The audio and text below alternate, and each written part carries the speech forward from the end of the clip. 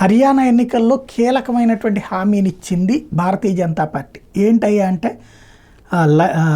లాడో లక్ష్మి యోజన అన్నటువంటి పథకం కిందన ప్రతి మహిళకి 2,100 రూపాయలు. ఇప్పుడు మనకి ఆంధ్రప్రదేశ్లో 1,500 రూపాయలు ఇవ్వడానికి తెలుగుదేశం కూటమి ప్రభుత్వం హామీ ఇచ్చింది. తెలంగాణలో 2,500 రేంజ్లో, అలాగే వాళ్ళకి ఇది మన కర్ణాటక అనుకుంటా. ఈ రెండు రాష్ట్రాల్లో కూడా డబ్బులు మినిమం 1,500, మ్యాక్సిమం 2,500 దాకా ఆఫర్ చేశారు.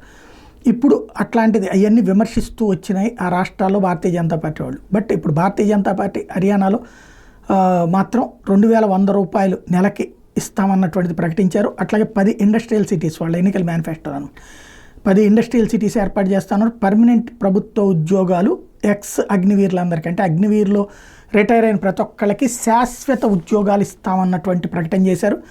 అట్లాగే మినిమం సపోర్ట్ ప్రైస్ అన్నటువంటిది 24 రంగాల్లో ప్రొక్యూర్ చేస్తామని ప్రకటించారు.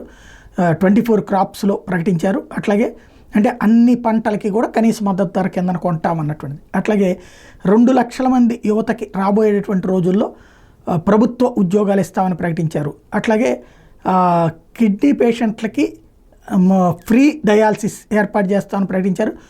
ఒలింపిక్ గేమ్స్ నర్సరీ ప్రతి జిల్లాలో పెడతామని ప్రకటించారు.